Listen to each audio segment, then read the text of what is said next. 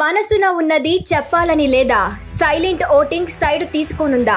అన్ని సభలకు జనం విపరీతంగా వస్తున్నారు అంటే స్వచ్ఛందంగా వచ్చారా లేక డబ్బులు బిర్యానీ మందు బాటలు ఇచ్చి తీసుకువచ్చారా అన్నది పక్కన పెడితే జనం మాత్రం నిండుగా అన్ని సభల్లో కనబడుతున్నారు. ముందుగానే అభ్యర్థులను అన్ని పార్టీలు ప్రకటించడంతో క్యాండిడేట్ అనుచరులు సభ ముందు బాగానే ఉండి జేజేలు పలుకుతున్నారు. ఇది టీవీలో కనిపించి బలం అనుకుంటే పొరపాటు పడినట్లే. అసలు ఓటర్లు అందరూ ఇంట్లోనే ఉన్నారు. వాళ్లే సైలెంట్ ఓటర్లు. ఇప్పటి వరకు సర్వేలకు కూడా ఏపీలో జనం నాడి అందలేదు. సర్వే ఫలితాలు కూడా అంత అక్యురేట్ గా వస్తాయని కూడా చెప్పలేని పరిస్థితి నెలకొంది.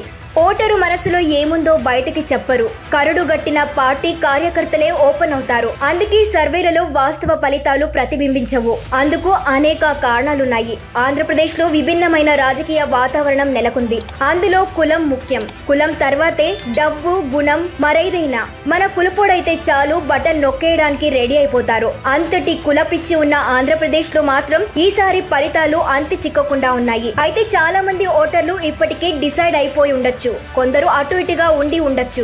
మేనిఫెస్టోలను అన్ని పార్టీలు విడుదల చేసిన తర్వాత ఓటర్లు తాము ఏ పార్టీకి ఓటు వేయాలి అని డిసైడ్ చేసుకుంటారు. అయితే అది పోలింగ్ తేదీ వరకు ఉంటుందా అన్నది కూడా అనుమానమే. పోలింగ్ కు ముందు రోజు మనసు మారే అవకాశం ఉంది. అలాగే అనేక కారణాలు జనం మూడ్ ను చేంజ్ చేస్తాయి. అందుకే ఇప్పుడు సైలెంట్ ఓటింగ్ పై పార్టీ అగ్రనేతలు భయపడుతున్నారు.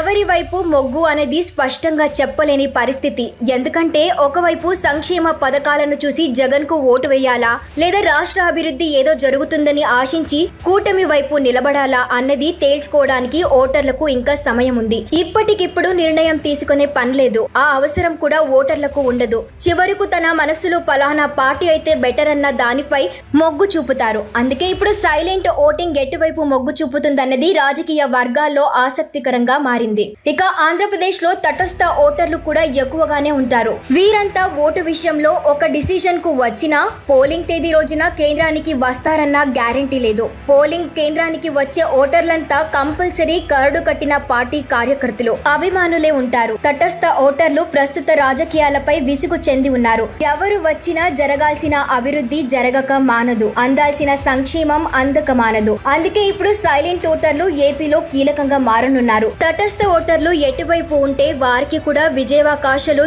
ఎక్కువేనన్న విశ్లేషకులు వినిపిస్తున్నాయి. కానీ ఎవరు గెలుస్తారు, ఎవరు ఓడతారు అన్నది మాత్రం మే 13న ఓటర్ల నిర్ణయం పైన ఆధారపడి ఉంటుందనడంలో ఎలాంటి అతిశయోక్తి లేదు.